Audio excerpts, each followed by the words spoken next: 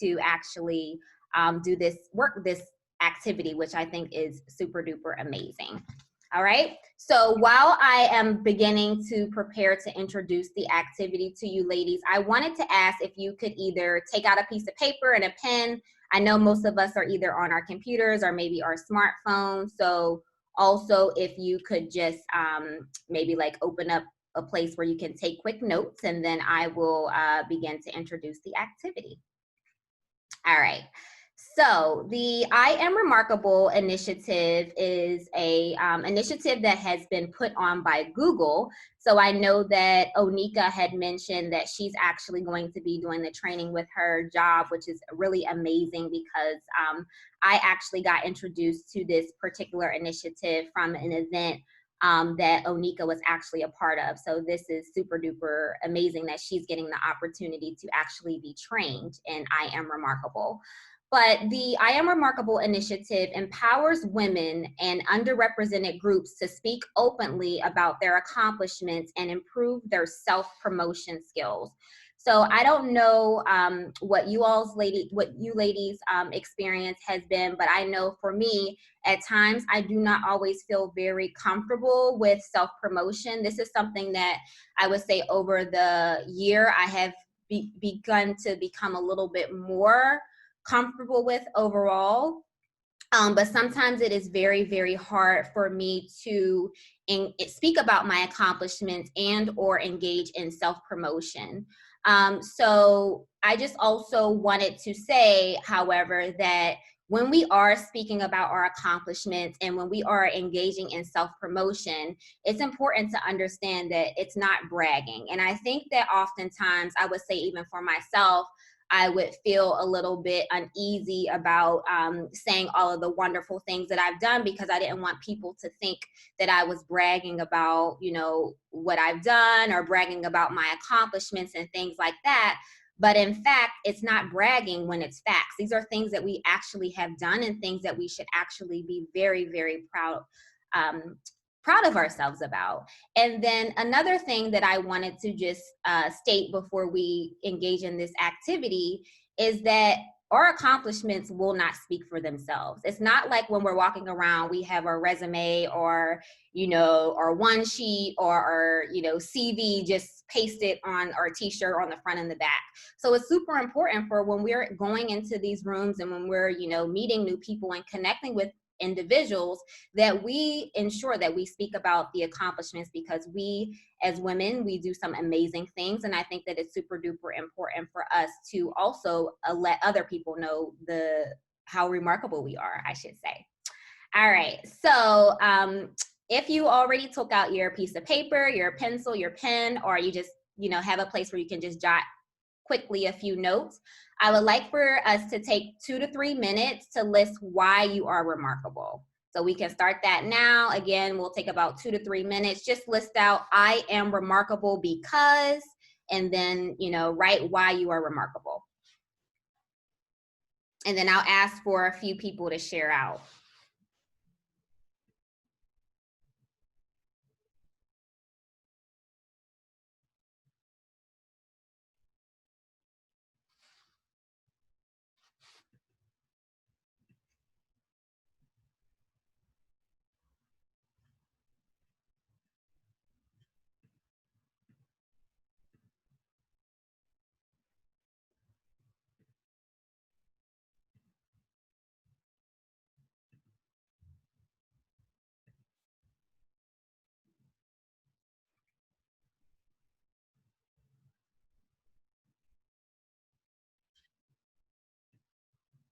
Okay, we'll take about another minute.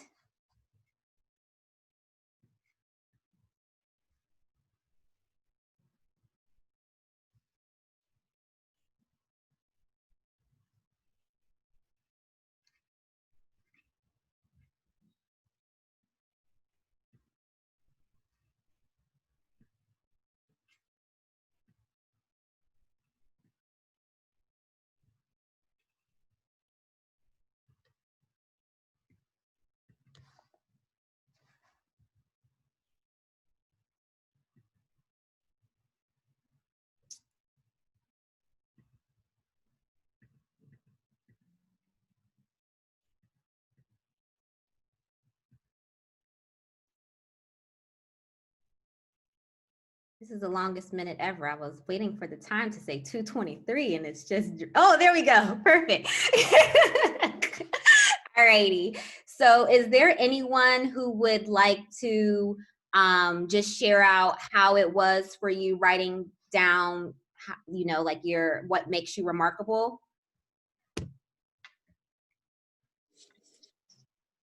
Can I go? Sure. Hi, everyone. I'm Ornella. It was, I don't know, it was kind of easy because I feel like I do a lot of dope things, and I always think about like the dope things that I do, but I've never actually written it down. So this is a really good exercise. Awesome. Thank you. Someone wrote in the chat that this was a hard exercise. Does anyone either resonate with Ornella saying that, you know, she found it easy, or with Jillian, who stated that this was a hard exercise? No, it wasn't hard. Can I speak? Sure. Actually, I felt that I am remarkable. My name is Carmela Nelson. I'm Nandi Nelson's mom. Oh my God. And I feel that I'm remarkable because I set goals for myself to achieve. Okay. And I accomplish them. Okay. Awesome. Thank you for sharing. Hi, Nandi. Can I share? It's Dr. Ray. Sure, absolutely. This is a fluid. So anybody that wants to say something, pop right on in. So to either how did it feel when you were writing it down, and then after you said it, how did that make you feel? I definitely feel like it was a little bit difficult to do too, just because like there's a lot of things that I think I do that are remarkable, but then if I don't get the recognition that I feel like I should be getting in my work area, it makes me kind of like second guess myself, like whether I'm really doing the remarkable things that I think I'm doing, or whether it's just not a priority to other people that this should be something that's seen as remarkable. So that's why I kind of struggle with the exercise. Okay, thank you, Dr. Ray. We have two people. I think you all can see the chat, but I'll just read out loud. Someone said that it was good. They wrote, I am remarkable because I do not allow my shortcomings to dictate my future. And I think that that's really big, because sometimes, and I think just in this exercise as well, oftentimes we may not think about all of the great things that we do. We often just hold on to those small little things that either don't go right, or those things that just kind of turn our day. So I think that it's great that whomever that person is that wrote in the chat, that you don't allow some of the things, either your challenges or your barriers or your shortcomings to dictate your future. Ingrid says, yes, it was. I feel that I am remarkable because I am organized and resourceful. Amazing. That's a skill I'm working on. So kudos to you, Ingrid. Joy says, it was hard. I don't really like to talk about my accomplishments. And Joy, this is most women. I mean, I recently got comfortable with talking about my accomplishments, because for me, it's like, if I don't say what I've done, then who will say what I've done? But oftentimes, I do take a step back at times, depending upon who I'm speaking to, and maybe even what they're going, because I may not be as comfortable with like, oh, I'm doing this and doing this and doing this, when someone else may be having a hard time. So that can be tough as well. Pretty hard for me as well, says Jasmine, but I wrote that I am remarkable because I am strong and resilient. I do not allow hard times to slow me down or hold me back. I rather continue to find solutions. Perfect. Thank you, Jasmine. This is really great. Thank you all for participating. Was there anyone who wanted to share out before we move on? I'll share. Okay. I did find it that it was a little difficult. I found myself justifying why I'm remarkable. So I'll put I'm remarkable because I'm kind, but then I felt like I had to justify why that's enough. Or I felt like I had to justify I'm remarkable in spite of all of the things that were meant to, have me not achieve those goals. So I felt like I had to justify it, and I couldn't just write those words. Okay. That's interesting. Yeah. I think that oftentimes that it just, to me, brought up, like, I'm currently working on getting comfortable with telling others no. So I think when you just, I mean, again, it's somewhat related, but not fully, in terms of like, I'm remarkable because I'm kind. Okay. And it's like, people are like, is someone questioning? Do I have to explain like why I think I'm kind to another person? Or even to like the idea of telling people no. And we all sometimes feel like we have to give an explanation, when I'm, learning more and more that, no is a complete sentence. No is no. I should not have to either make up a lie or feel as though I have to come up with a appropriate rationale or reason as to why I don't want to do something, or why I cannot do something. And then two, I will share Marlene, who is on the call and super duper amazing therapist, and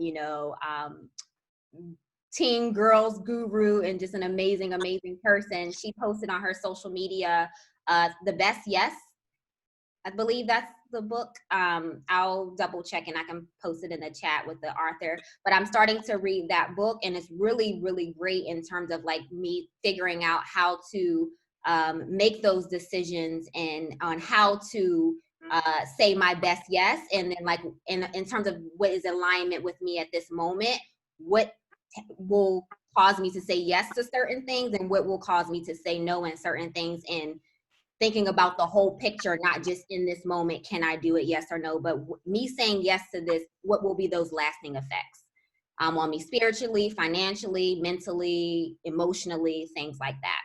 So yes, that's amazing. Can I speak, Nandi, really quick? Sure.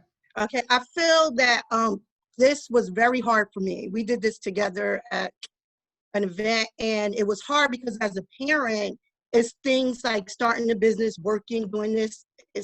They look at, this is what you're supposed to do as a parent. Like, oh, you're supposed to work, you're supposed to do this for your kids. But usually those are people who don't have children. But it's very hard to do those things and to ask for, okay, look, I did this. I got my kid up on time for school. I did, he's getting A's and B's. I'm working right after school. I got to pick him up.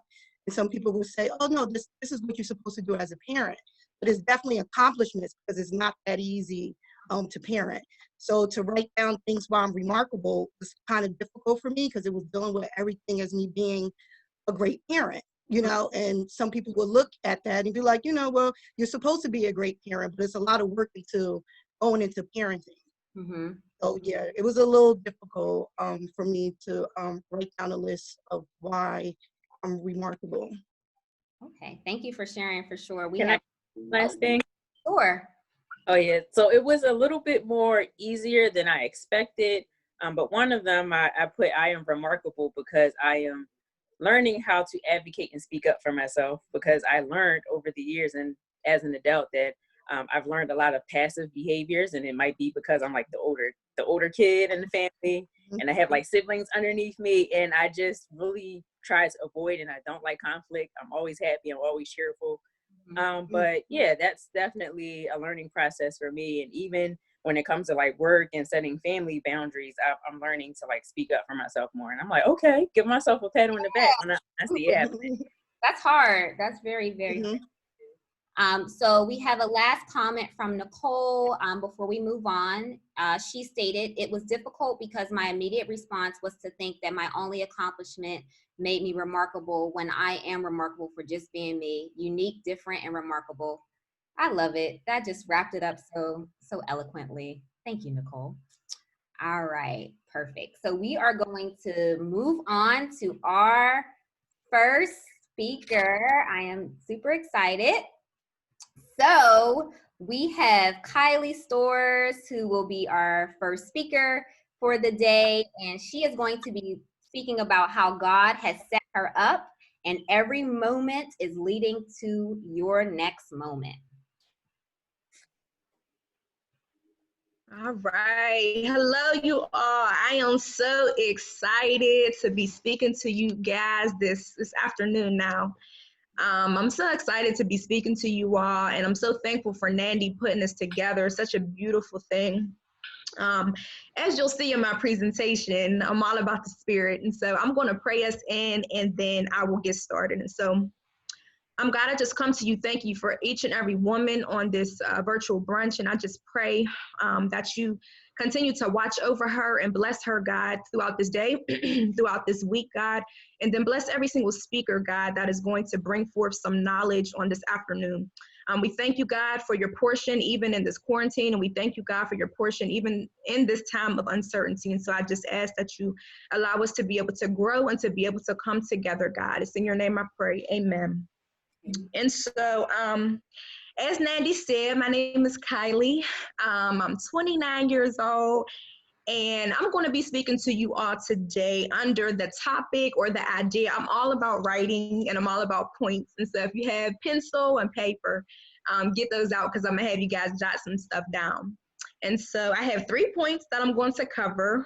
The first point is I am rooted. The second point is I have been rerouted or I'm routed. And the third point is that God is rounding you. I am rounded. So rooted, routed, and rounded. And so the first point is I am rooted. And so I am from Pittsburgh. That's how I know Nandi. And I currently live in Chicago. Love the Chi. If any of you guys are from Chicago or live in Chicago, please call me. I love it. I've been here since 2017. And that had led me to a position at a program called Grip for Youth. And we had to do this activity where we had to describe our culture. And so I started to go through my culture, like, who am I? What am I? And I was writing down all this stuff. I said, wow, I'm an adoptee. I'm Nigerian. I'm a nurse. I'm a Pittsburgh native. I have these masters. I'm a seminary student. And I was like, you know what? I didn't say that I am a child of God. And for me, that bothered me because I'm like, girl, you picked all this other stuff, all this fluff before you just represented like who you really are at your core. And so the most important aspect of me was the fact that I was a child of God. Nandi, you can go to the next slide. As you'll see, there's this tree, and we know that when we see a tree, we see all those roots, but the reality is there's something under there. Those roots run deep. And so what I want you guys to think about, and you can write on your paper, as I am rooted as a child of God, what are you guys rooted in, right? What makes you? Who are you? What are you rooted in? So I'll give you guys a second if you want to write it in the chat what you are rooted in. Excuse me, my earring fell out. But if you want to write in the chat what you are rooted in, let me know. And so the first point is I am rooted. The second one, Nandi, you can go to the second, the next slide, which is I am routed. And so my first book was titled, I wrote a book a while ago titled God Set Me Up. And it was really just about how everything in my life was a setup. And I wrote a quote here that God gave me, which says, a season of uncertainty requires acknowledgement of stability. And that's so true for the season that we're in, because we're in such a crazy season of uncertainty. But it requires acknowledgement of stability in our life, and stability to know that everything that has happening and is happening right now is happening for a reason, right? God set me up, and I want you guys to know that God is setting you up as well. Psalm 139:16 says, your eyes saw my unformed body. All the days ordained for me were written in your book before one of them came to be. And so I really want you ladies to think about what is written about your life, right? These ladies are going to speak to you all this afternoon about so many different things. But if you feel that this is happening by chance, or if you feel like God is just throwing stuff at you without realizing like everything is really ordained, you won't know what to do. And so I want you guys to think about how God is setting you up. And on the next slide, Nandi, I have a picture here of a road, and it goes to like a misty area. And so I want you guys to think about what is written for you and how has God set you up even in a misty road, right? What is written for you and how has God set you up even in a misty road? And you guys can answer some of that in the chat if you want to as well, or just write it down and keep it to yourself. So the first point was I am routed, and you guys are routed as well. I am rooted. God is rerouting my life, right? And then the last point I have is that I am rounded or being rounded. The next slide says milestones, right? Every moment that has happened thus far is rounding you guys or leading you to the next, right? I have had it not been for. And so when I think about my life, I think about the fact that I was adopted. Had it not been for me being adopted, I wouldn't know how to find my biological parents and then turn back around and help other people find their biological parents, right? Had I not became a nurse, it led me to being a travel nurse, and it led me to moving to Chicago, and then it led me to going to seminary, which led me to my true calling, right? Had it not been for. And so even when we know what we're rooted in, sometimes we don't realize that all of those things are rounding us to be something or to be somebody, right? So start to think about the things had it not been for that is rounding you. I have here trust the unknown and trust that everything has taken place this far. Everything that has taken place this far matters, right? And so the next slide I have is just a picture of these jumbled wires. And I think so many of us think that our life is just a ball of just a mess and just things that don't make any sense. But the reality is it's rounding us for something. These wires, right, are going to end up being straight and plugged into something that gives life, right? So everything that in your life that you're rooted in, everything in your life that has routed you to certain places being rounded to a specific point, right? And so just think about your life in the roadmap that God has had you on, and think about where God is rounding you for and what he has rounded you for. And then the last piece I have is for you guys to write a personal psalm. In seminary, they teach us about different types of psalms, and one psalm that I have here is a lament. So a lament is a psalm that includes a passionate expression of grief or sorrow. And then a praise psalm is a psalm full of thanksgiving. I love Nandi, how she just allowed us to express ourselves and how we see ourselves, because I think some of us really don't realize in order to get to this place of being able to express how you feel in terms of describing who you are and all the good aspects of you, you have to dig through the mess. And, you know, we love detox teas and everything else, but sometimes we need to detox our emotions, right?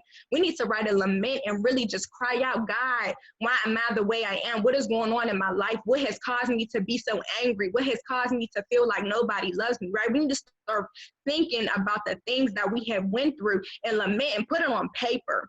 And so the homework that I have for you all is to lament, write a lament, which is just, you can even write 3 lines, just something that describes how you feel, the ugly aspects of you, and then turn around and write a psalm of praise. Write a psalm of praise to God. God, I'm so thankful that even though I had to lament through these things, I'm here now. Even though I had to go through those suicidal ideations, I'm here now. Even though I'm stuck in the house in quarantine for all these weeks, gaining all this weight, I'm here now, right? And so, to recap, I just wanted to give you guys, you are rooted, you are routed, and you are being rounded. And it really all starts with getting down to the nitty gritty of what has happened to you to be able to elevate on where you're going. And so I know that was quick, but that's just how God give it. He'd be like, cows, here's the word, just spit it out. And so I thank you all for your time. I'm going to pray over you all, but if you would like to email me or call me, like, just feel free to do so. Like, I'm not scary or anything. Just, I know people like, you can contact me, but women be like, oh, I feel like I can't contact her. No, you can seriously contact me. I will pray you down. I will talk to you. I will do whatever. And so I'll leave my email and my contact information in the chat, but I just wanted to pray for you all. And I pray that this just gives you guys a foundation to be able to lead into the ladies that are going to come after me. So I thank you guys for watching. I thank you, God, so much for each and every woman that is on this call, this brunch this afternoon. And I just pray that you watch over her, protect her, and just understand that she is rooted. God, she is routed, God, and you're rounding her to be a woman that you have called her to be. God, help her not to worry about this quarantine. Help her to not to worry about the coronavirus. God, help her to not to worry about anything that is going on right now, God, but to be focused on where you are taking her, God. I thank you for Nandi, God. I pray that you protect her. God, I thank you for every woman on this call. God, I pray that you empower her. And I just ask, God, that you just bestow your spirit on each and every one of us, God. We thank you for this Sunday. We pray for a good week, a powerful week. We speak over our families, God. We speak over our children. We speak over anything in our life, God, that the enemy is seeking to devour and destroy, God. It's in your son, Jesus' name I pray. Amen. Thank you, guys. Thank you so much. Amen. Amen. Oh my gosh. I'm going to leave the information in the chat. Let me pull this. Thank you so much, Kylie. Thank you, Kylie. You're welcome. Hey, Miss Land. Hi, Kylie. Hey, Angel. Apparently the whole Pittsburgh is out right now. No. What we did. So anyone have like any questions, any just like further dialogue that they want with Kylie right now? She is just truly amazing. Kylie is, I've known her since high school, and just to see her transformation is just like amazing. I am like literally about to cry because Don't cry, Nandi. I am just so happy that you all are here today. Make me cry. I just really, really want us to come out of this strong. Your 3 points, rooted and rounded. I think that that's all about preparation. Like we have to come together. We have to continue to connect, continue to help each other, push forward.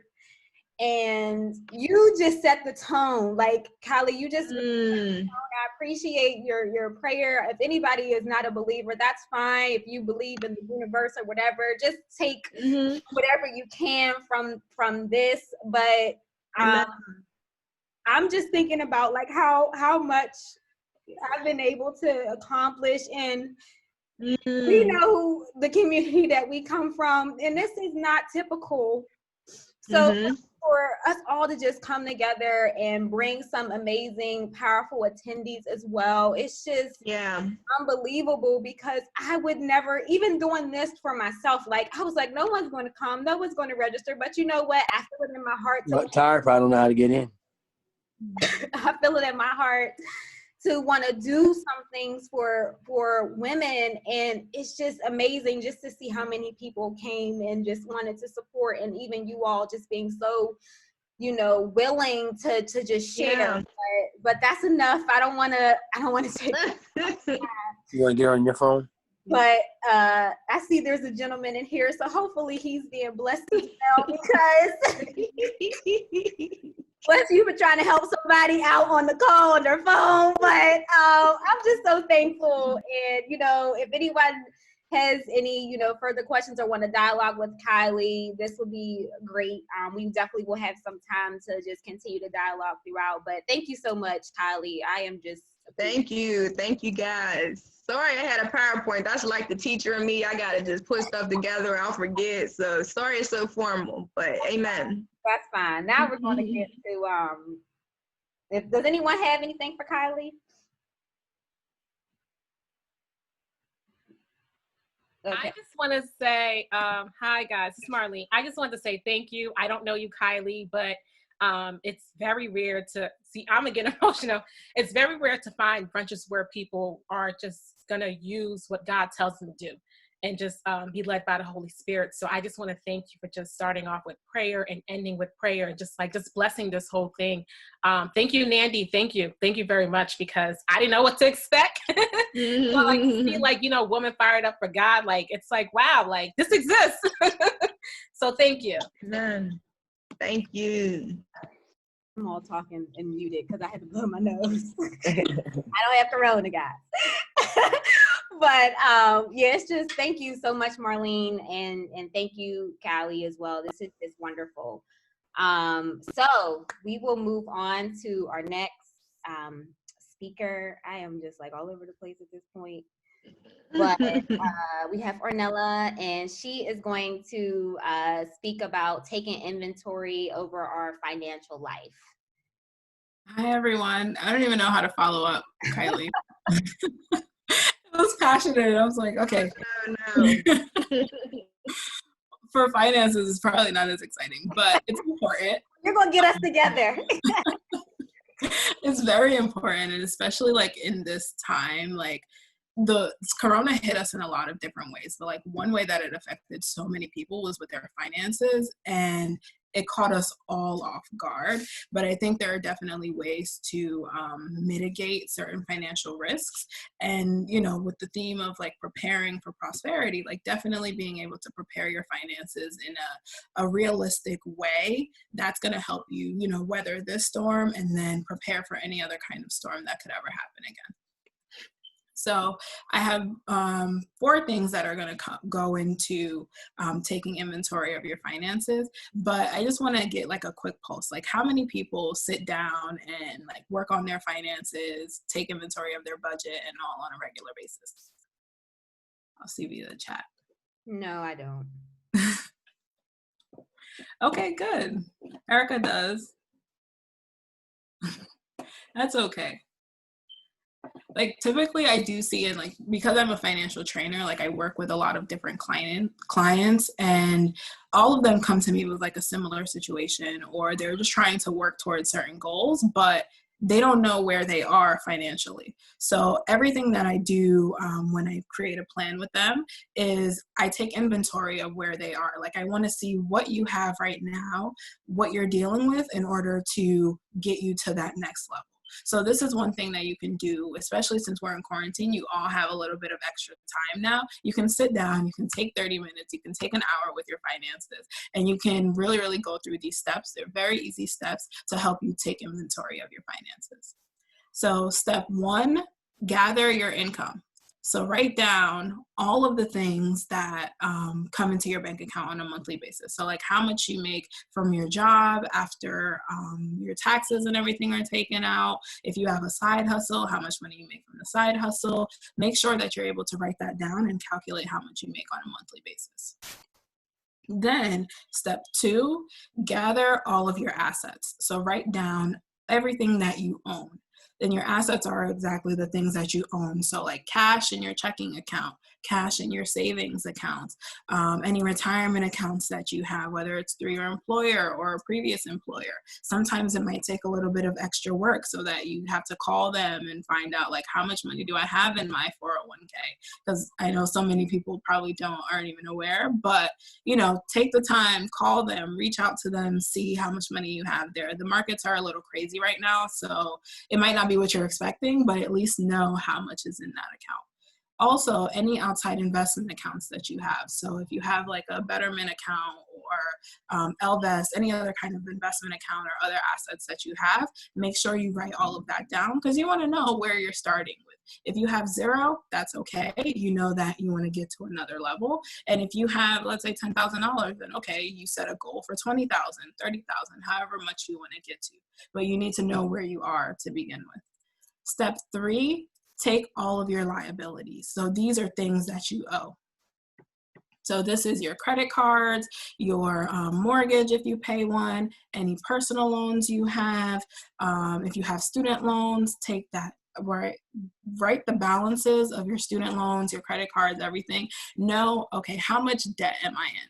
And I just did this exercise with myself yesterday. I was in a lot of debt, but that's okay because we're going to get there. So it's knowing where you are, right? Like I did that yesterday. I took all of my credit cards, all of my student loans, my car note, everything that you owe, write down the balances, add that up. Also add up how much you pay in minimums each month, because that's going to go very important into the next step that I have. But write down how much you pay. So your student loan payments, your car note payment, the minimums that you pay on your credit cards, that's going to be very, very important.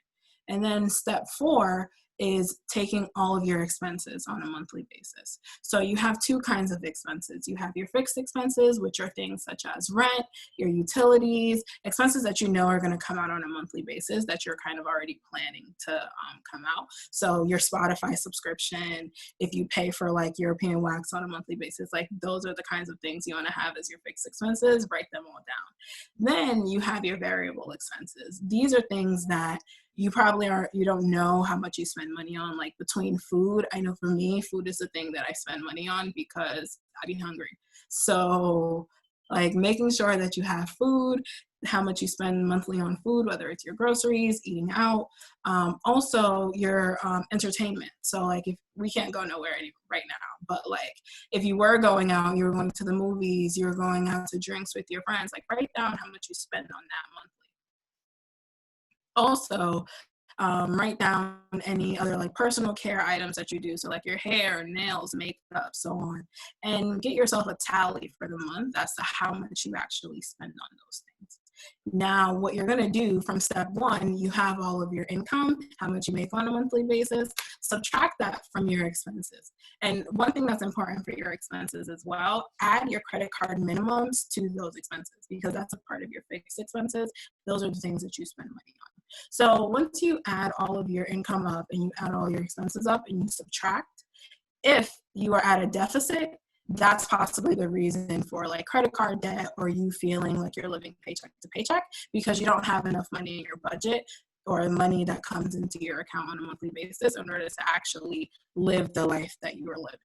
And that for some people, that's a very real moment where you need to say like, okay, I need to cut my spending, whether it's I go out less and I cook in the house more, or I have to downsize my car and instead of like the BMW, I need to get a Toyota. Like those are the sacrifices that you make in your now to get you to where you need to be. And if you are in the deficit, you want to try and cut your expenses as much as possible so that you don't keep putting yourself into credit card debt, because that's the only way that you could ultimately fund the deficit. And credit card debt is another kind of debt because interest rates are crazy. We want to avoid that at all costs. So making sure that you can find ways to cut that those expenses down so that you don't end up in a deficit. If you are lucky and you are not at a deficit and you have a surplus, then you need to be saving. So you need to be finding ways so that you can put your money away and continue to save for your more important goals, whether it's saving for your emergency fund. And the emergency fund is super important during a time like this because Corona is a very big emergency that we didn't even know was going to happen ever.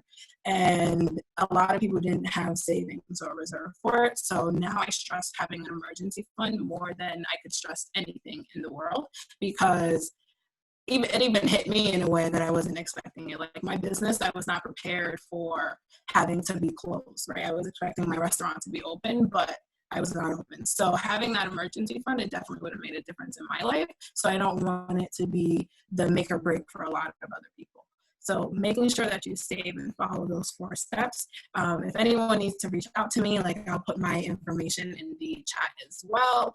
And, you know, reach out. I would love to have like one-on-one conversations with people about their finances. Like any specific advice I can give, any helpful tips I can give you, I'm absolutely willing to do. Thank you so much, Ornella. Does anyone have any questions for her right now? Someone says, should you stop investing into your retirement account now that the market is up and down? Okay. So this, again, also depends on where you are in your financial inventory, because if you don't have an emergency savings, then you shouldn't be investing. But if, let's say, you have a fully funded emergency cushion, like you're going to be okay, this is the time that you should be investing ultimately, because the markets are a little up and down, but they're kind of on sale. Like you've seen such like a large plummet in the market since. We've been on a great run since 2008, the recession. Oh, it says my internet is unstable. Can you guys hear me? Yes. You can hear? Oh, okay. It was saying that my internet was unstable. But yeah, so we've been having like a really, really good run since 2008. And this whole Corona thing has turned the markets like completely upside down. But when you see turbulence in the market, that's when you ultimately want to invest, because everyone else is panic selling. You go out and you buy the things that everyone else is panic selling and you get them for cheaper. You just want to be able to hold on to it until you can actually see the growth and see the returns down the line. Someone says, do you suggest we do with our stimulus checks? So I guess, what do you suggest we do with our stimulus checks? Save it, pay off debt? Again, it depends on like your personal situation. That's why the inventory is so important, because some people will be able to just save it and you know, don't touch it. Some people will be able to invest, and then people will be able to use it to pay down debt. So there's 3 buckets. If you don't have debt and you have a very, very stable job that you don't anticipate losing at any time, then I would say save half, invest the other half. If you have debt and you could possibly be losing your job or whatever the case is, I would say save it, keep that cash, because you don't know where your next paycheck is going to come in. So there's a little bit of uncertainty there. Save it until, you know, things subside a little bit. If you paying down debt, so like if you have a lot of debt and it's like crippling to the point where you can't get out of it. If you have savings, then you can use some of that stimulus check to pay down debt, but it also really depends on your situation. So you can reach out to me and like I can go through it with you individually for whoever asks. Okay. How much should we have saved for our emergency cushion? 3 times monthly expenses, 6 times monthly expenses? Yeah. So we go between 3 to 6 months. Some people have a lot of job stability, and that's a blessing these days. So like if you have an unlimited amount of job stability, then you'll be okay with the 6 months as long as you don't have debt. If you are a little choppy, then aim for the, I said 3 months. So the 3 months will be okay. But then if you have a little bit of like a weary job situation, then I would always go for the 6 months. Just know that ultimately the 6 months would take you longer to establish. And the last question that I see here is, if we're not able to invest in stocks or long-term portfolios at this time, what are some other savings options? Yeah. So you can do high yield savings accounts, and you'll see a couple of different accounts these days where whether it's like Marcus by Goldman Sachs that has like 1.5% interest, Citi or Capital One 360 that has like 1.5 as well. They all are in that same 1.5 range, but you do want to look for a high yield savings account where you're not completely subject to like Chase giving you 30 cents every 10 years, and you can earn a little bit more interest on your money than opposed to just having it sit in like a checking account where you're not earning anything. Thank you so much. Any other questions about finances? If not, as I mentioned, we'll also have time for more discussion and dialogue at the end. But yes, thank you so much, Ornella. I will be scheduling my private financial inventory after I do my due diligence with the first steps that you gave us today. Good. Thank you so much. Of course. Right. So next we will move on to Marisa. She will be discussing taking inventory of your beauty cabinet, fine-tuning your routine or regimen, as well as sharing some resources with us as it relates to beauty. So hey everybody, welcome again. So I just wanted to talk a bit more about maximizing your beauty cabinets now that we have a little bit more free time and everybody is at home. So what you want to do is take inventory of what you currently have in your beauty cabinet. So you want to determine what's useful and what's not useful, and you want to ditch whatever's not working. So say for instance, this can work for your hair care products and as well as your makeup. You want to just go and look in your cabinet, see what you currently have, what have you been using, what do you use the least, products that you probably opened and you feel as though you can give it away to somebody. You can always set that aside, but then you can also determine what you're in need of based off of, like Ornella just talked about, going over your expenses and your finances.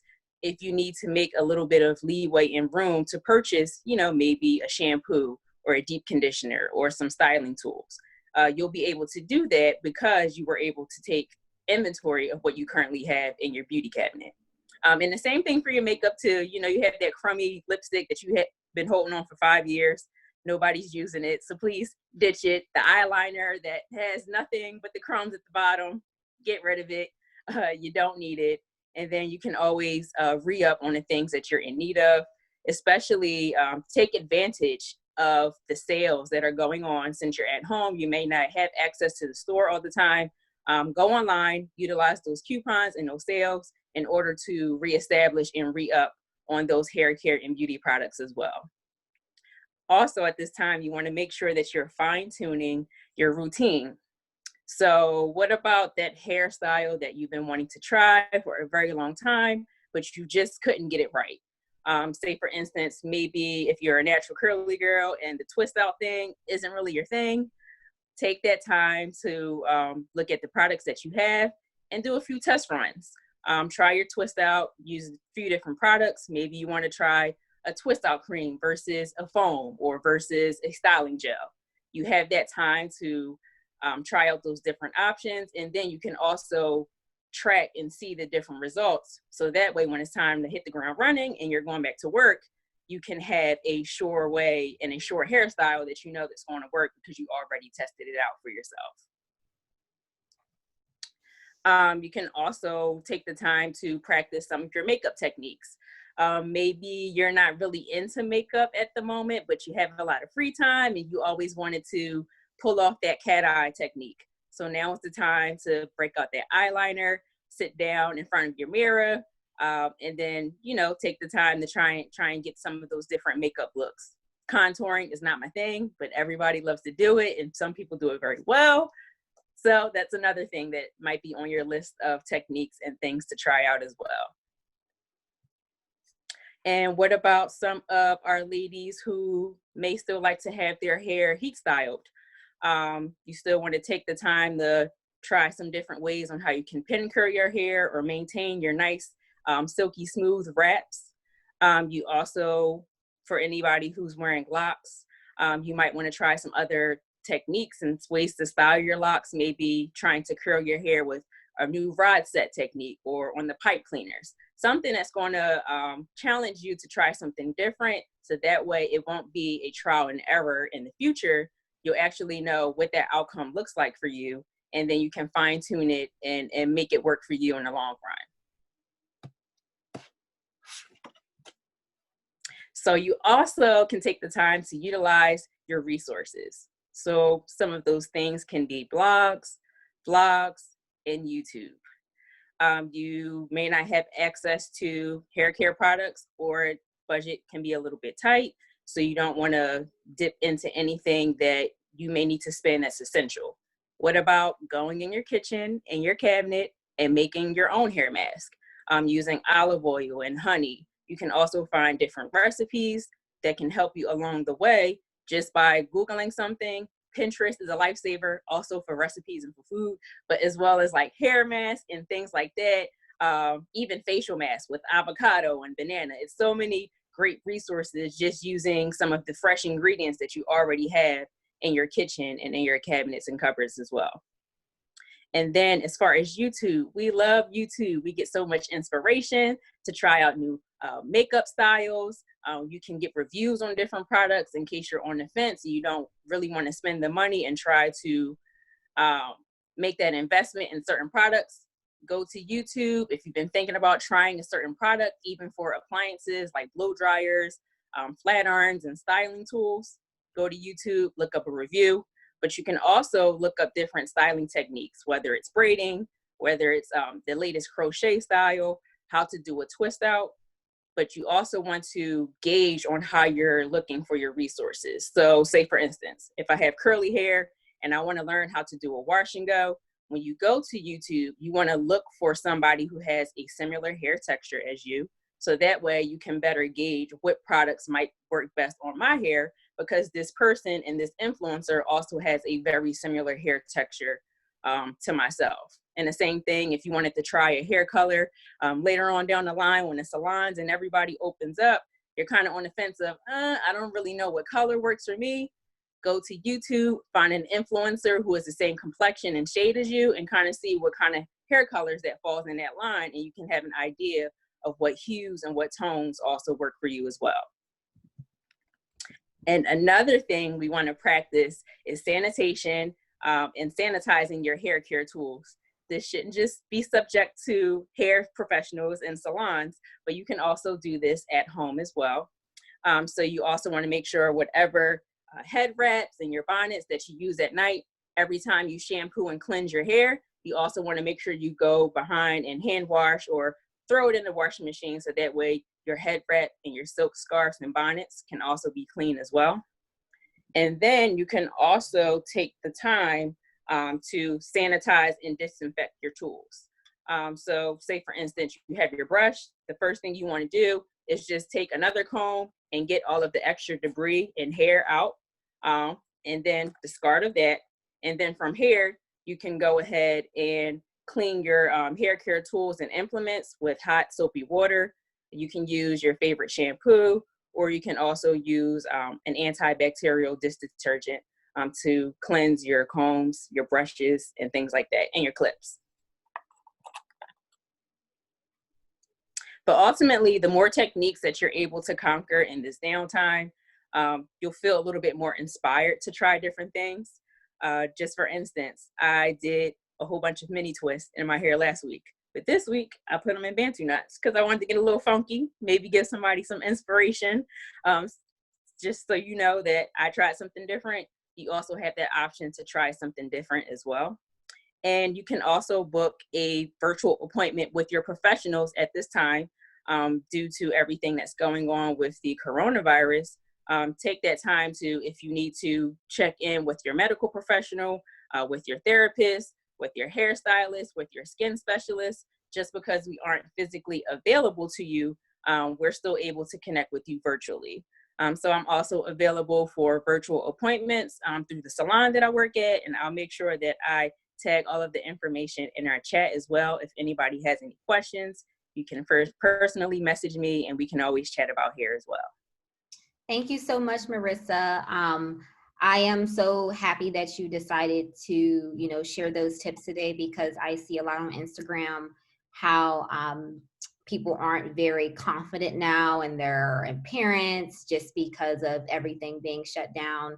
I've been seeing that Patrick Star meme with the long nails, and I think it's so funny, but it's also like super real in terms of like people are really impacted because either their hair isn't, they're not able to upkeep their hair like they typically are, or they're, maybe they go to someone else to get their makeup done and they don't feel confident, or whatever the case may be. So thank you so much for giving those tips, giving us the encouragement to, use this time to try to refine, because like I think Erica said as well in the comments, no one is seeing it. So you can like totally mess up, wipe it off your face, start again, or like your hair could go crazy, just wash it and try again. My question really quick though for you is, what is a general shelf life for like either like some hair products or makeup? That's a good question. I feel like the shelf life is max 6 months, but I feel like I never see an actual expiration date on hair care products and makeup, but I want to say it's about 6 months. Okay. Good. How many times can you use lashes also? That's another question. See, I'm bad with that one. That may be why I'm breaking out. Because some of these lipsticks I done had since I started college. And I'm like, so like when you're like, oh, you holding on, I literally had to throw some, I was like, okay, let me try the lipsticks on. If they don't look right, that was like what I had to do to throw them out, because I like hoard everything. It's like, I just feel like I'm going to need it for this day. So let it go, Nandi, let it go. Okay. And then eyelashes. The eyelashes, you know what? You can keep them for probably like 3 wears. Okay. If you don't use it that often, then you can stretch it out a little bit more. Okay. All right. Okay. You have some magnetic lashes. That's the new thing. Okay. So you take one and take it off. I'll have to try those ones. Okay. Yeah. I feel like a lot of the ladies in the chat, they're pushing it just like me. You're gonna give yourself pink eye. I'm like, it's a new look, tinted eyes. All right, awesome. Does anyone have questions for Marisa, or any comments, anything like that, before we move on to our next speaker? No? All right. So again, if you do have any that you come across as we continue, then we definitely will have time for that. Oh, what is the best way to clean makeup brushes? That's a good question. Yes, just some warm soapy water. You don't have to fully immerse the brush in, but just the bristles itself, and you can put the soap in your hand with some water and just kind of like emulsify it until the water runs clean. Some brushes are more expensive, so you might just want to use the actual makeup remover or the brush cleaner for those Morphe brushes and all the fun expensive ones too. But yeah, some warm soapy water normally does the trick. And for your makeup sponges too, you want to go ahead and cleanse it until you see all of the makeup and debris and the water runs clear. Also, how frequently should you either like wash your makeup brushes or like throw them out? Because I got some old. Yeah. I feel like that all depends on your skin type. I mean, I feel like if you wear makeup frequently, you might want to do it every 2 weeks. Okay. Like yeah, and just go ahead and cleanse them or okay. every week. And in terms of like how long they last, is it like a certain time frame that you? No, I don't think so. Not for the brushes. The only way you can really tell is if the brush starts to like disperse and like separate. That's probably time for it to go. But other than that, they last pretty well if you keep up with them and keep them clean. Okay, cool. Thank you. Ingrid actually said, this shutdown is hard on my hair. I can't do a thing with my gray hair. So the best thing to do is the L'Oreal Root Touch Up. You can get it from any drugstore, but it's in a powder form, and it comes in different colors like black, brown, and brunette. And then you can just go ahead and spray your roots wherever the gray is. They also have like a crayon and like mascara brushes, but I feel like the spray is a little bit more convenient. You definitely wouldn't want to go and color your hair yourself, because when it's time to head back to the salon to your professional, is going to be more work for us in order to go ahead and correct what you tried to do on yourself.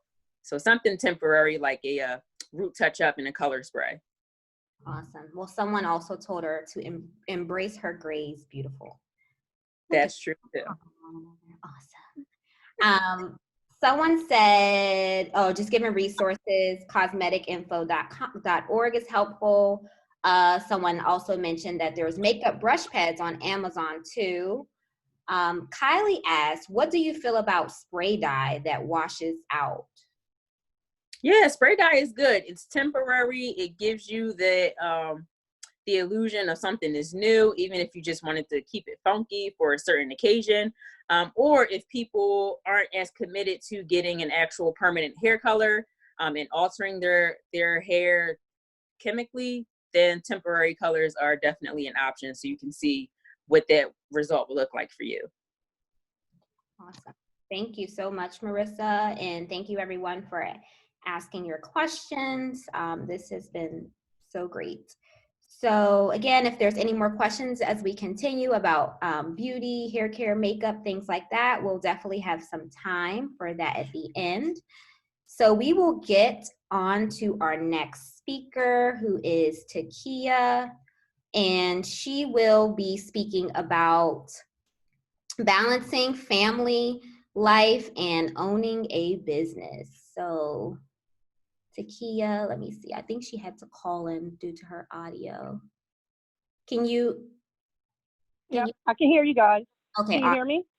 Yeah, we can't see you. Okay. I know you had to call in.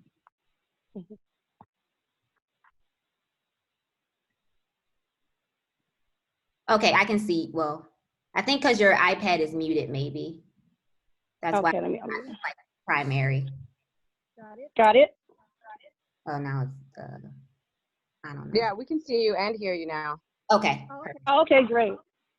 Okay, so I'm going to give a few tips on how to balance being a parent and being a business owner, or even starting a new business. One tip is to one thing at a time. You don't want to be at work worrying about your children, and with your children worrying about work. So you have to find a balance of organizing home life and also organizing work life. I keep at least 3 organizers with me, one for work and one There's for an home. echo. Yeah. Sorry. You hear me? Because you're on 2 devices, it's echoing now. You hear me now? Yeah, it still has that echo. Maybe. How about now? It's fine now. Okay. You want me to start over? Sure, why not? Just in case people didn't hear you. Sorry. Okay, so it's just a couple of tips about balancing being a parent and also owning your own business or starting your own business. Even not just your own business or starting one, even just at home and going to your regular 9 to 5 also. You want to deal with one thing at a time. So like I said, you don't want to be at work worrying about your children, and you don't want to be with your children worrying about work. So you have to find a balance through that. And how I find a balance through that is through organizing my home life and organizing my work life.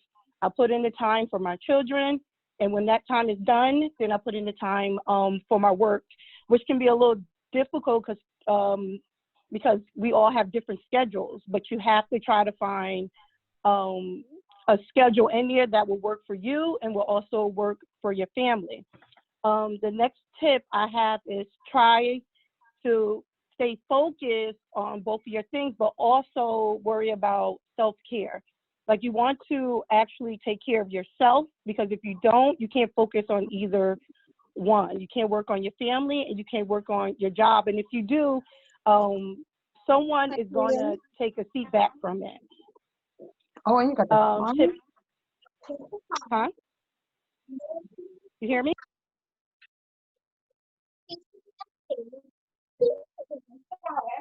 Hello?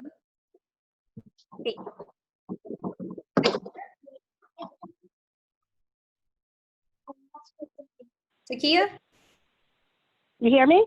Yes. Okay, something happened. Okay. Another thing is be flexible with your schedule. So I own my own business, so I have to be flexible with going to work and also taking care of my children at home. One of the cons of being a business owner is that you work your own schedule. And I make sure that when my children come home, that work is done, and then when they go to sleep, I can start up again. So you definitely be flexible with your schedule, and also do one thing at a time. You can't take care of your children and also take care of work at the same time. I've done that, and it was very hard on me mentally, and I'm sure it was hard on my children, trying to deal with work and also deal with my children's needs. Number one is your family, and then next is your business. But you have to find it's scheduling is the best that you can do to focus on what needs to be done and to support your family. And the last rule is get out of the house. I was scheduling this year to do a couple of vacations, but that's on pause. So right now I'm thinking of other family things we can do at home, even though we can't really go out, so we can have some bonding time. So also focus on making sure you have time for your family also, and at times you have to put your business on the back burner for that. Thank you. You hear me? Yes. I was still muted. Oh, okay. I want to ask you, is there any tips, or can you share your experience about, I know that in your bio you stated you're a mother of 3 diverse children, and I know that you have a younger child that is, home from school due to schools being closed. So any tips that you have on like how parents can navigate that, or just sharing your personal experience so far? Homeschooling? I have a little bit of experience of homeschooling my children, my 2 oldest children, and my son now, that since he's home, scheduling has been a lot on me and also him. So getting in touch with the teachers would be a great thing to do. So, because I know at a certain time they have to have you from 9 to 4 to do schoolwork, and 9 to 4 doesn't always work for me all the time. So I'll get so in advance, like they put up the schoolwork on whatever platform they're using. When Hunter goes to sleep, I'll look through the schoolwork for the next day, so I can prepare him and prepare myself of how much time we need to work on a certain subject. So if I know Hunter's favorite subject is math, we'll do math first. If I know he has issues with ELA, I'll do ELA last, to give myself some time to schedule with the teachers and to help with his schedule, and with also mine will be a great step to start with. I say contacting the teachers will be number one. and finding out a better schedule for your children, because we definitely don't meet the 9 to 5 requirements all the time. Okay. So I don't have to. And then second, you can. No, sorry. Oh, and then, and a second, also treat the day like he's still in school. Like I make sure early in the morning, breakfast, lunch, snack, and then he has some time to himself also. So you definitely need your time. He definitely needs his time, or she needs his time throughout the day. Okay, awesome. Well, thank you so much for sharing that. And I'm pretty sure that some of the parents on the call, or soon to be parents on the call, will appreciate this, for maybe even in the future, if it is that something like this occurs, and we have to figure out how do you navigate just like having a job and or owning a business, you know, ensuring that your children are still receiving their education, and then having that family time. So thank you. Organization is definitely number one. You have to organize yourself, your time, because you have to, because you'll be all over the place, and so will your children. I wanted to ask, I have a question. How have you began to learn the balancing act of, you know, self-care time, family time, and then business time? Like, either how have you, you know, incorporated that, and or was it something hard for you at first? How long have you been engaging in this balance?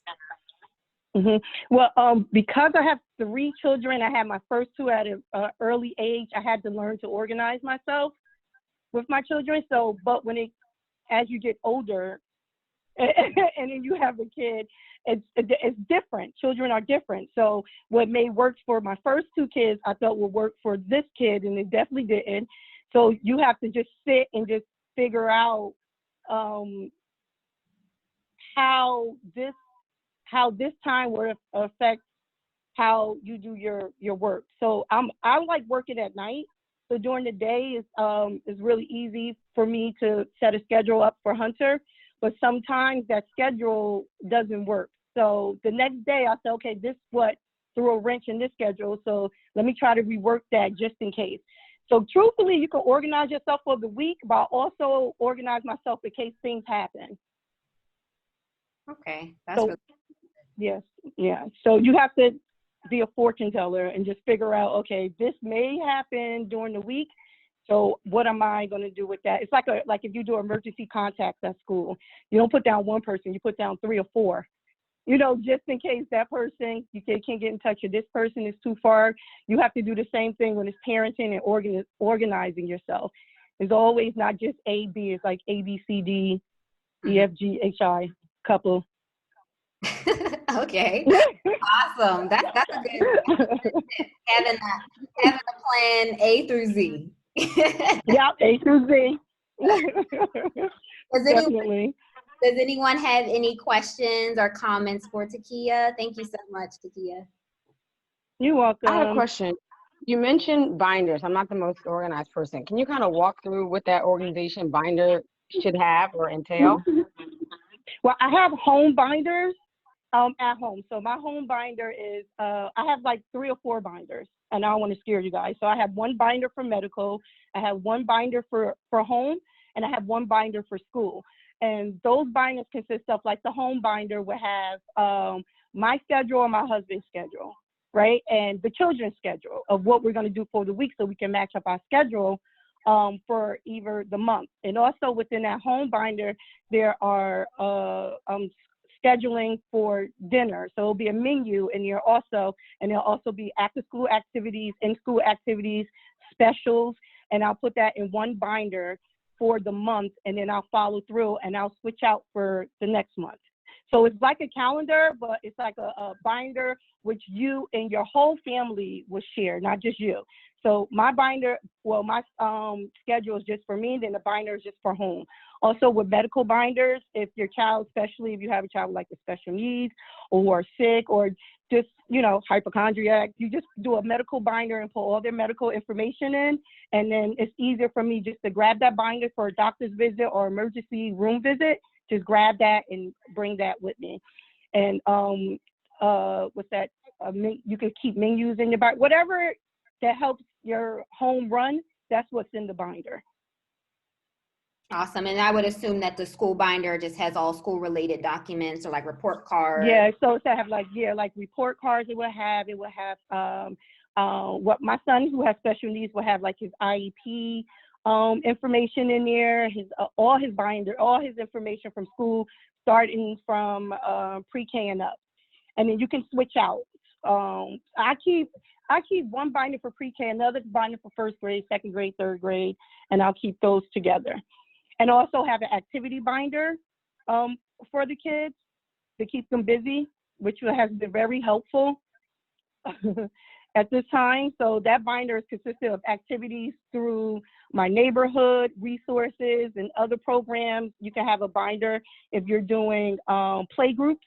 I had a play group binder where I put all the kids that's in the play group in the binder and also list their likes and don't likes, if they're allergic to anything, so many toys that the other kids would like, parents' information for play groups. So there, you can make a binder for anything that will help you organize your home life. Wow. That's a lot. Ooh, kudos to you, because whenever it's my time, I'll make sure I consult and take your services so you can create binders for me, because that's a lot. That's two full-time jobs for each binder. It's easy once you get into it. It's super easy. Once you start, you're thinking like, I need a binder for this. Let me start this binder for this. Like it gets easy as you go. Okay. So if someone is either expecting and thinking about a binder or has a child or children and to start, what would be like a first step? Just easing yourself in, nothing too. Yeah. Well, if you're expecting, the first binder should be like your birth plan. So you should have a birth plan binder, which a birth plan is how you want your birth to look. You know, you want music in the birth room. Do you want a doula? Information and resources about your areas, Lamaze classes, resources for daycares, resources on how to baby-proof the home. That will be your binder if you're expecting. It will be your start. Okay. And if you already have a child or children and wanting to start a binder, what would be like the first few things that maybe a parent should start to grab or start to take track of?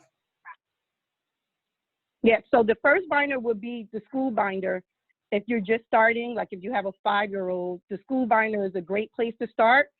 So you can start your children accomplishments in there and what they need help with. If they don't need help, and scheduling will be great. So the school binder will be a great way to start, and also the family binder at home. Okay, awesome. Thank you. Anyone have any other questions for Tekia? Can you also put your information maybe in the chat box, just in case anyone wants to further connect with you? Okay.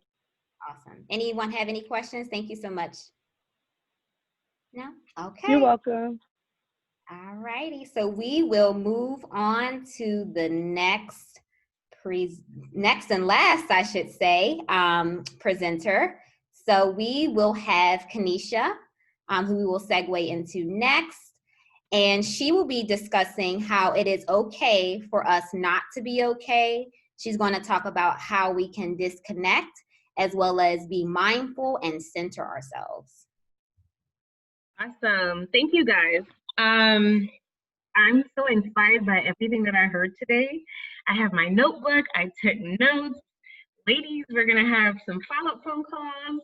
And Tekia just took it away just now with those binders. Your organization, I am envious right now. So I'm going to segue into self-care and mindfulness. And one of the primary things that I've been hearing most of my clients struggle with so far is just trying to identify what it is that they're feeling right now amidst everything that's happening. So I started with I'm just going to give you 3 things to keep on your radar. And that one, the first one will be, it's okay to not be okay, right? A lot of times, especially as women, we always, or tend to, for the most part, put on a face, put on a front. There are a lot of things that we have to do. Many times we're driving our homes, our households. So a lot of times we are just going. So I want us to be able to acknowledge what it is that we're feeling at the moment and just be present in saying that, okay, like I'm not okay. And there's nothing wrong with that. So we know that the culture that we're in, thankfully, mental health awareness is one of those topics that's not as taboo as it used to be. We have a lot more people speaking out and on the subject, which I am so grateful for, especially being in this field.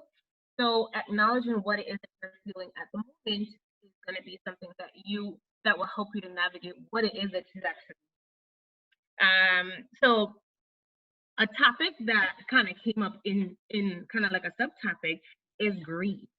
And although we may be having losses right now, physical losses of individuals, family, friends, just watching the news and you see everything that's happening, I want us to be mindful that we're experiencing different types of loss, right?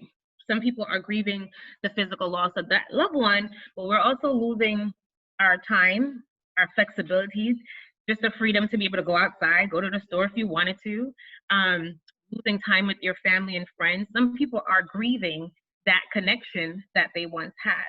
So being okay and acknowledging that. Also losing your sense of security, your health, the stability that comes with it. Some people are losing or grieving income loss, right? So loss comes in many different ways. And I wanted everyone to have like a takeaway that there's no right way to grieve. Everyone grieves in their own time. There are 7 steps of grieving. If we go through them, sometimes people don't grieve in the actual order per se. We jump around, just depends on what you need at that moment. That's what comes to the surface, right? And being okay with reaching out to a clinician, to someone who specializes in mental health needs. I had a conversation with like, hey, do I talk to my pastor? Is that the only person? Sure, that's great. However, that may not be the only person that you talk to, because we do have clergy that goes to clinicians, therapists as well, right? Because sometimes you just kind of need to dig a little deeper and have the understanding of the mental health aspect. So some resources, and I'm going to also drop it inside of the chat when I'm finished, is checking out some websites. Psychology Today, if you feel like you want to reach out to someone. They have, you can search for a clinician according to your zip code. You can narrow down according to ethnicity. You can narrow down according to insurance. There's a lot of different ways that you can find someone to connect with. Another platform that I'm also on is Therapy for Black Girls, where individuals reach out and they're like, hey, I feel like I'm having anxiety. I feel depressed. You're just kind of naming, or for individuals who already have clinical diagnosis, they can also list that and kind of give like a brief blurb about what's happening at the moment. And Therapy for Black Girls actually filters that out to clinicians based on the inquiry zip code. So like several times a day, I'll get different individuals that's in the area, like, hey, I'm reaching out for a therapist. I'm looking for preferably a Black woman to talk to, right? There's different niches in every website. Therapy Den is also another resource that you can find individuals. And again, you can also filter through to what you're looking for. For some of our individuals like, hey, I can't afford therapy, Open Path is a really great resource where a therapist and myself, and I know many other clinicians as well, we volunteer our time and provide discounted rates for therapy practice for individuals who have a financial need and can't necessarily afford the traditional cost. So those are just some 4 areas if you feel like, hey, I'm not okay, I want to access some resources and I don't know where to start. Those are 4 things that you can 4 areas or platforms you can use just to kind of like, hey, let me see what's out there and what kind of suits my needs. Okay, so second thing I want to touch on is disconnected. So we all know too much information is a lot of information. Hopefully, with everything that's happening right now, I don't know about you, but I definitely have to prioritize how many times and how the length of time that I'm watching the news, because it's not good for my mental health and I'm aware of that. So disconnect, and knowing when and how to is going to be something that's going to be beneficial for your wellness. It's not some people are okay with watching the news. They love to watch it and they find fulfillment in doing that and knowing what's happening. That's fine too. But knowing when you are not okay in watching that constantly, if it's building up your anxiety, you may want to take a step back and just say, hey, you know what? Let me limit the time. So I'll give you an example. For me, in the morning, since I'm thankfully able to work from home, I give myself in the morning 2 hours. I'm watching the morning news, what happened, anything that I kind of helps me prep for my day. And again, I try to watch the 10 o'clock news, and that's it. And I'm okay with that, because anything else, I'm sure social media, some way, some form, information is still flirting around. I'm going to find out about it. And that brings up another point, social media. Sometimes you got to take a break. Sometimes you have to say, hey, friends, family, loved ones, clients, whatever your platform is used for, I'm going to check out. Maybe this week is going to be my self-care week, and I'm going to just take a mental health dive. And if it's pertinent, reach out to me. If you have my number, you can reach me if you need to, right? So being prepared and scheduling your time, being very wise and intentional about how much you're intaking, that's going to be something that's going to be important to pay attention to. All right, so the last part, a lot of times when we talk about self-care, mindfulness, I get a lot of individuals that say, oh I don't have time, I don't know what to do, I can't, I don't even know where to start. Okay, start to figure out, where can you find 2 minutes? I'm sure with all the time that we have, I usually have a breakdown of the minutes in the day, the hours, and a whole navigation process with individuals like, hey, all right, so what does this look like? Where's your 2 minutes? And start to build from there. Self-care doesn't have to mean that you are practicing mindfulness techniques does not mean that you have to dedicate a half an hour or an hour to just you. If you can, I by all means, I suggest it. However, start in those small moments and then build on it. It may just be mindfulness, just being present in the moment. It may just be, I'm just enjoying having this cup of coffee right now before everybody else gets up in the house. And that's my time before I start my day. So being intentional in practicing that and scheduling that time with yourself. I also want to think about, like, what else can I do? A lot of individuals are home. If you're, depending on what your situation is right now with COVID, but using the time to either meditate. I'm trying to do yoga. It's still a struggle. But using that time to like finding what are some wellness things that I can kind of connect with. Either if I can go on a nature walk where there's not a lot of people around, maybe early in the morning before others are in the park or other people walking around right now. What are some different things that I can do at home or within my community that's going to help me to reset myself? Another thing is to take time to connect with others, right? Right now, we're limited in what our actions are in our movement. So thinking about how can I connect with my family members? How can I connect with my friends, my social networks, whether it's using a platform like this, like Zoom, having a FaceTime brunch, or having dinner conversations with a family member, and using these different platforms to just kind of connect. A lot of individuals are in isolation at this time by themselves. They don't necessarily have other family members with them or children with them. But for those, especially a large part of individuals are talking about, like, I'm just kind of like having lunch dates and I'm having dinner dates with people just to kind of keep me talking to another adult, right? I mean, it's great to talk to yourself, and I do that too, but you know, we also need that connection with others. So that's going to be something super important to kind of keep going. And these platforms have made it a lot easier to be able to connect not only on your laptops, on your phones. I use, for example, I use WhatsApp, which is, it helps me with my family that's in Jamaica.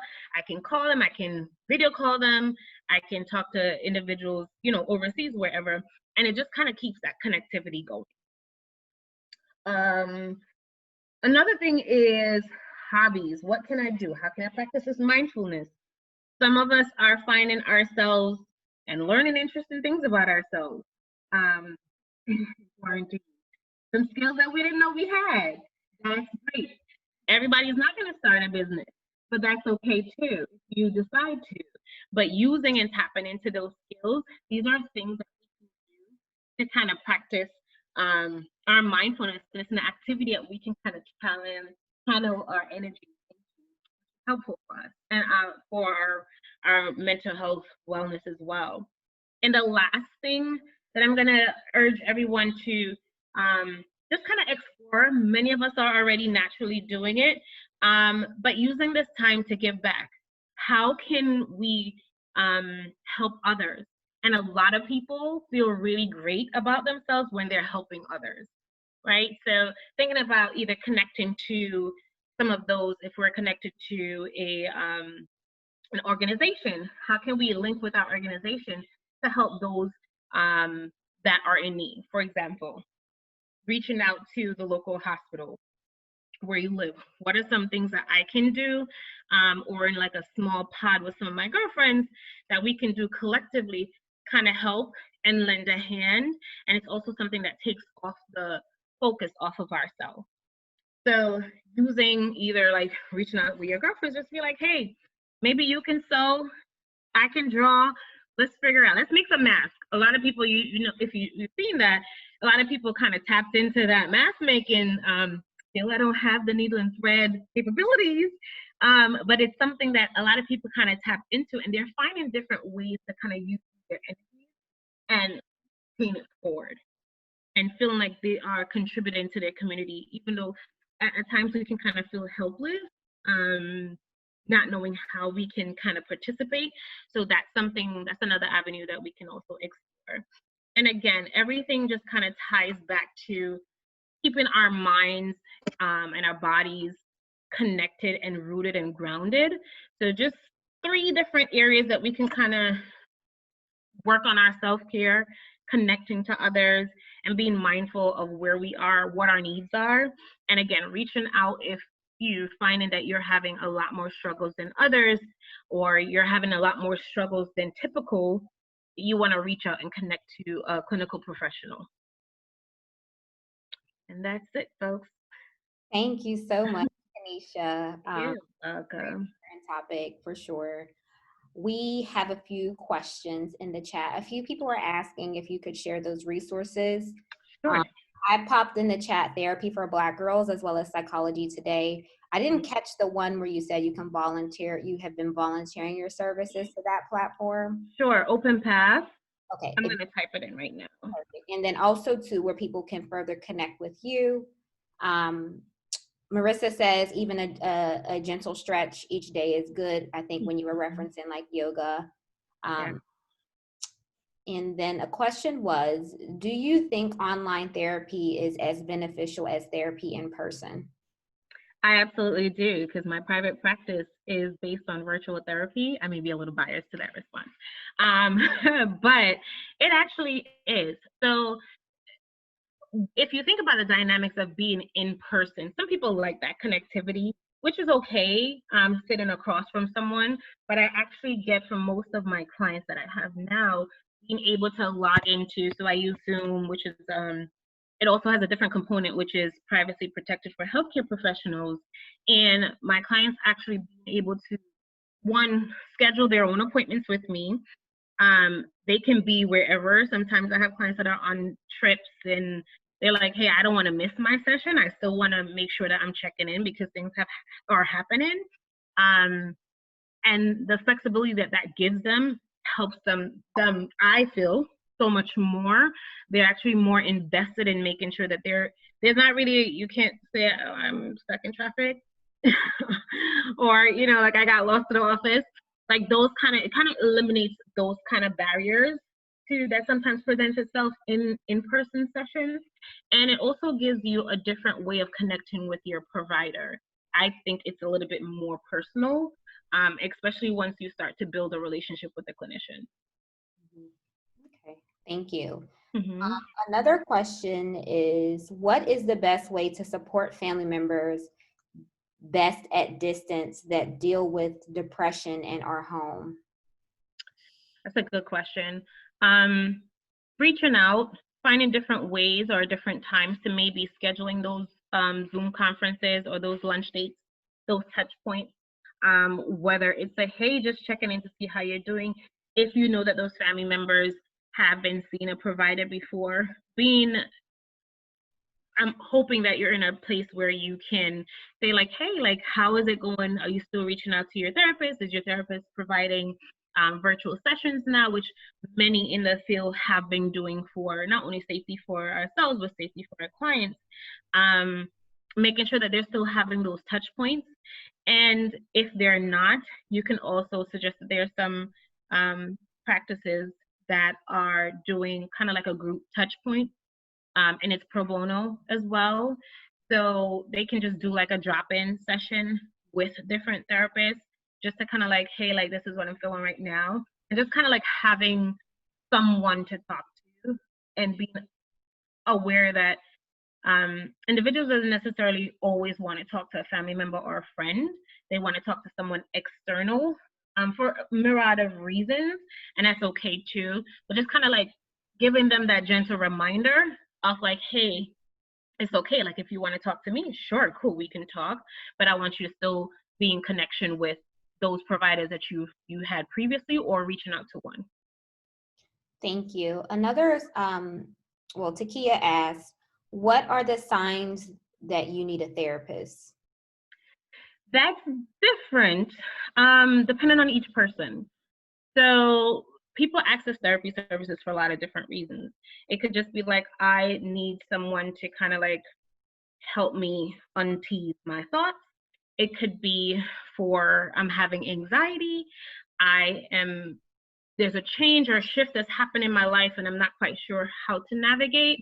So I can reach out to someone to kind of help me with that.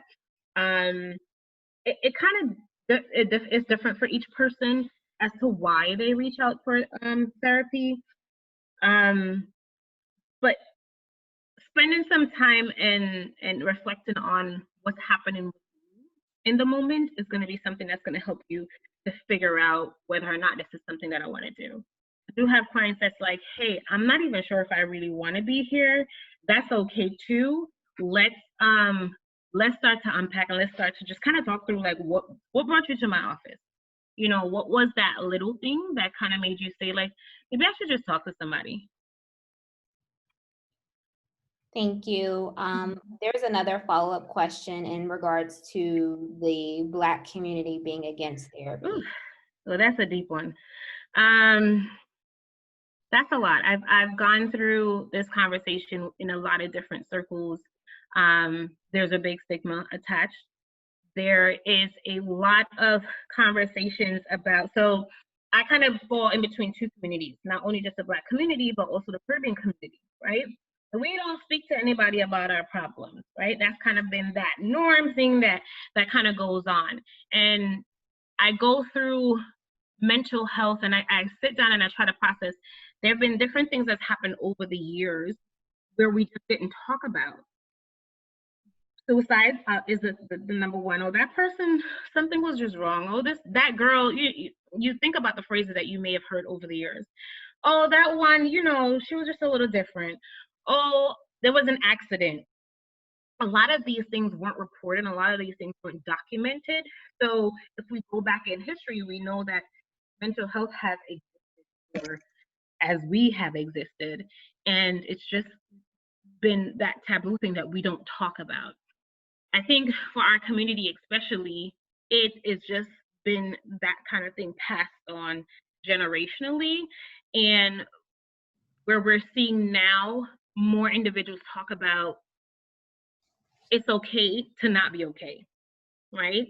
And being comfortable in saying that and knowing that, no, I may not always want to talk to my mom, or I may not always want to talk to my auntie, or, big mama who we all go to and we just kind of hash out things, or I may not want to talk to my pastor, those persons, or take it to God.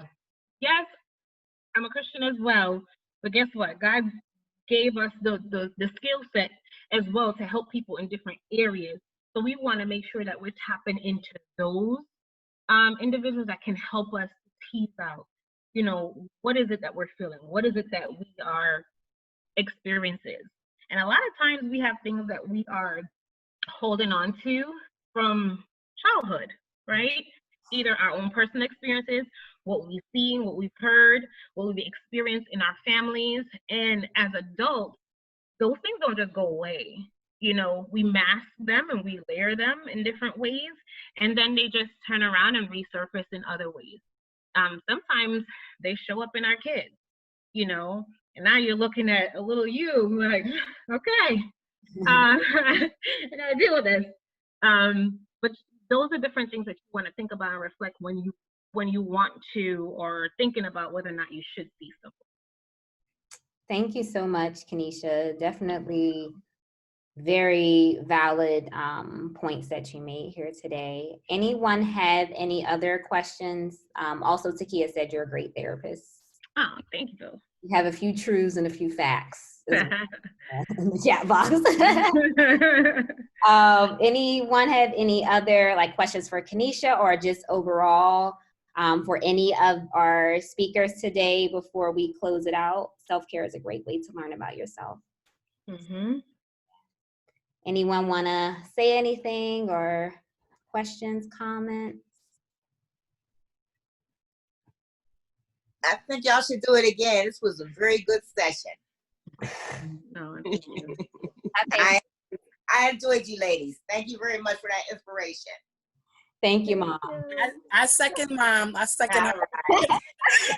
Well, look, now I believe it. Thanks, Christina. No. Thank you so much. Moisture in 4C hair, Marisa. How do you moisturize 4C hair? Well, every type of hair needs moisture, but some textures are more prone to becoming drier faster. So one, you want to remember that hydration comes from water, from H2O. So having a regular regimen where you're using your shampoo, because you're getting a lot of that moisture from the water when you shampoo and when you condition your hair. And then from there, the hair is moist. So then you want to follow up with your stylers, like your twisting creams, your souffles, your curling creams and butters while the hair is damp. So that way it can seal that moisture in. Now, some hair textures, you might want to layer it with an extra oil, like an avocado or Jamaican black castor oil or something of that sort. But starting with a regular routine where you are including cleansing and shampooing on a regular, so that way you can remove the previous product buildup and then receive that extra hydration from actual water before you go in to style the hair. Awesome. What products do you recommend for locks? For locks, I am not too familiar with the different products for locks. So that all depends. I hear some people like to retwist with gels as opposed to a cream. But Talia Wajid, she has an amazing line. I know that a lot of people who have locks, they really enjoy her products. And there was another brand too, but Talia Wajid. She has a great line of shampoos, conditioners, even if you have scalp issues where you can go ahead and target the scalp when you have any buildup or itchiness, as well as like relocking and retwisting creams as well. Thank you. Tekia said, parents, it's okay to cry in the shower. Even those who aren't parents, I guess it's okay too. Denise is saying post her site. I'm not exactly sure you speaking to Talia. Oh, I guess so, because she asked about the lock. So Talia Wajid. I know I've seen her products at the beauty supply store or Target. I've used her like leave-in spray for braids, like her conditioner spray. Can you type in her name, Marisa, if you don't mind? I will. Okay, awesome. Any other? Okay, all speakers were amazing, truly needed. Thank you, Christina. Any other questions or comments? Yes. I have a question.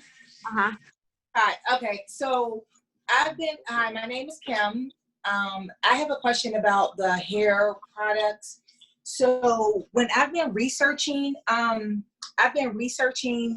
conditioners online for my daughter, and it talks about the hair textures, and it gives numbers like 1, 2, 3. How do we know what number your hair, rates? Yes, the most confusing question that a lot of people have when they're trying to understand what their curl pattern is. So that's called the curl texture or the pattern texture guide.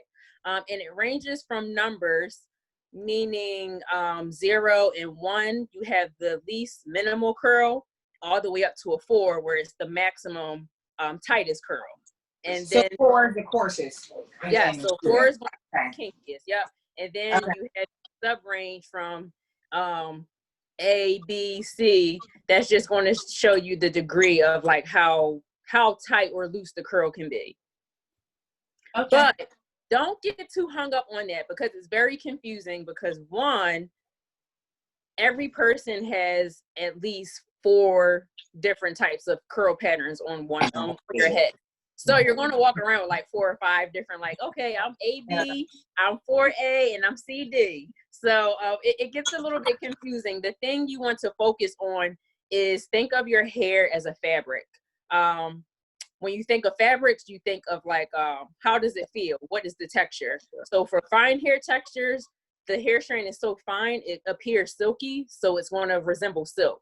As for like medium textured hair is going to appear medium like cotton. And then something that's coarse and textured, like coarse hair, is very textured and it can feel like wool. So that's what you want to base what type of products you want to use, because fine silky hair cannot use heavy products, say for instance like a shea butter or a whipped shea or cocoa butter. It's going to be too heavy. So you need something lighter, like a foam or like a curling styler. People who have coarse hair that resembles something that's wool, then you can use heavier butters like your shea butter and your cocoa butters and things. Somebody between, you can kind of flip flop from both. Okay. Was in the comments because we're recording, guys. Thanks. But I'm okay with my four texture. Thank you. Yes. Thank you, Marisa, so much. That's important, because I think I struggle too with like trying to figure out what my hair needs. And at first, when I first became natural, I was comparing it to that chart, and it's hard to know where your hair lies. So then I just, try to attend to really like, what does my hair need? That's a good piece. We have 2 more questions. I'll do your question, Marisa, will remove on. Are there any essential oils that are best for hair? Someone heard peppermint oil. Yes, essential oils are great. You just want to look up what type of need that you're using it for. So for like itchy, tight, dry scalps that are like flaky with dandruff, rosemary, peppermint, tea tree, it all depends on what you need. So certain oils have specific needs, and you can always like look it up. Okay. And then one other question. This is for you, Ornella. Business credit score. How do you start a credit line? I don't know. Yeah, so starting your business credit, first off, you would open a business bank account, so you should separate your business finances anyway. But when you go to apply for a credit card, like I have all of my business credit cards through Chase, they will ask you to personally guarantee. So whoever, like if you have the business and it's an LLC or it's a sole member LLC and you're the owner, they will ask you to guarantee, as well as anyone else that's a part of the business who has more than 10%. They will want their name on the account as well. But you can open the line of credit through any bank with your business account, your business checking account, and then it'll be linked to it from there. So any charges you make, that's helping, everything that you pay off is helping you build up your business credit score as well. And then the business itself can also take out lines of credit in the form of like business loans, SBA funding, and other forms of credit like that. Is a credit union better than a regular bank? So credit unions, they'll give you better rates like on loans and stuff. So you might get a better rate from using a credit union. But sometimes I see that they also don't give as much high yield interest if you were looking for like a high yield savings account. So what you can do is like, if you want to get take a mortgage or take a personal loan, probably do that through a credit union, but then have your emergency fund or your savings in another bank. Awesome, thank you. Any last questions before I begin to close us out, ladies? No? Okay. So, restaurant. Tekia wants to know about restaurant ownership. How it has a long combo. We got time. But your restaurant is opening back up May 1st for those of you in New Jersey. So let's go and support Ornella. You want to just give a quick plug on your restaurant? I appreciate it. I'll drop the Instagram as well. It's Marisa Eats _Eats. Awesome. And the food looks divine. So I can't wait till May 1st. I said April 1st. I don't know. Or did I say May? I can't remember, but I know it's May 1st. So if you're in New Jersey or the Newark area, be sure to go and visit and support. And do you do delivery? Yeah. So we'll be delivering and everything for the weekend of May 1st. And if you go on our website, when you put in your order, you'll be able to select your delivery time frame. Awesome, awesome, awesome. So all the New Jersey folks, let's go flock to Marisa Eats or let's order. So perfect. Thank you. Yes, absolutely. So I wanted to just thank you ladies, presenters, as well as attendees for coming today and spending your time with us. I wanted to just close out and say that each and every one of us is remarkable. Don't ever forget that. Take that list, hold on to it, add to that list, continue that reflection, and know that it is okay for us to go out into the world and tell people how remarkable we are. In terms of my next steps, for Kylie, what I gathered is to continue to reflect, continue to know that every step literally leads to your next step, and reminding myself, had it not been for XYZ, right? And then going into Ornella, I need to ensure that, I'm gathering my finances and understanding my income, as well as really understanding my income so that I am ensuring that I'm living within my means. Segueing right to Marisa, I took away that I need to use this time to experiment as with my beauty routine, as well as for myself to be resourceful in things that I have in my home cabinet. Okay, getting that honey out, those bananas that's about to rot, that avocado that's been just hanging out on the counter, making it work. Segueing right next into Tekia. What I gathered is to be organized, also understanding that family time is reserved for family time and work time is reserved for work time. So that really hit home because as a lot of you who know me personally, that is a constant battle that I am trying to find alignment. I heard Marlene say that before, not balance, alignment. And last but not least, Keneisha, what I took from you is just to sit still, be mindful, be present, and be rooted. Even as I, sip on my mimosa, just enjoying it. Mm-hmm. So, I see you too, Nicole. Everybody's enjoying. We were present for those 3 seconds, right? Perfect. Yes. So again, thank you, ladies, so much. As I had mentioned, someone had asked in the chat box if